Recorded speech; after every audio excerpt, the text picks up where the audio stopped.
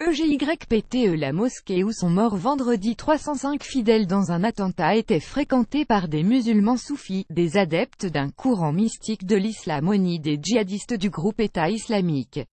Un chef de tribu bédouine a déclaré que la mosquée Rawda, dans la région orientale du Sinaï, était soufie et contenait une zaouïa, un édifice religieux utilisé par les mystiques pour les prières et rassemblements.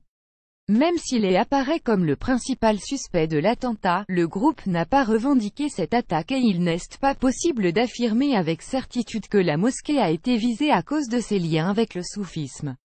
Cette minorité de l'islam a été attaquée partout où elle opère, que ce soit en Égypte mais aussi au Pakistan où des dizaines de soufis ont été tués par les djihadistes. L'année dernière, les avait enlevé puis décapité un vieux chef soufi, l'accusant de pratiquer la sorcellerie. Dans une interview publiée ensuite dans la lettre d'information de Al-Nabaa, le commandant de la police de la moralité de l'organisation au Sinaï avait déclaré que la première priorité était de combattre les manifestations du polythéisme, y compris le soufisme. S'il était confirmé que la mosquée a été attaquée en raison de son importance pour les soufis, cela s'inscrirait dans la tactique de l'État en Égypte qui vise de plus en plus des civils, notamment de minorités religieuses, après avoir ciblé principalement les forces de sécurité.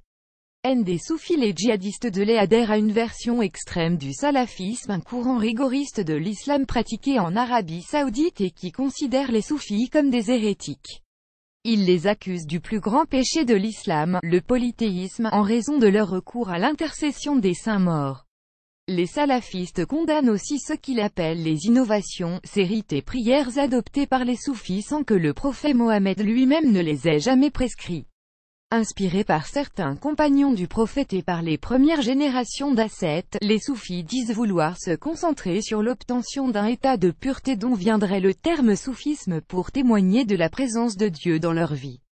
Certains intègrent de la musique dans leurs prières ou des danses derviches, mais d'autres en revanche rejettent ces pratiques. Dans une grande partie du monde musulman, le soufisme a été accepté et pratiqué pendant des siècles de manière courante, aussi bien par les fidèles que par les théologiens les plus influents de l'islam sunnite. Le cheikh Ahmed el-Tayeb, grand imam d'Al-Azhar, plus haute autorité de l'islam sunnite en Égypte, est lui-même un soufi, tout comme de nombreux hauts dignitaires religieux musulmans.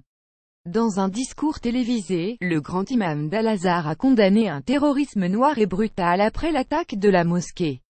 Alors que les mystiques ont gagné en influence et que les gouvernements arabes les ont acceptés en raison de leur quiétisme politique, certains de leurs dirigeants ont été critiqués pour être devenus trop attachés aux biens de ce monde.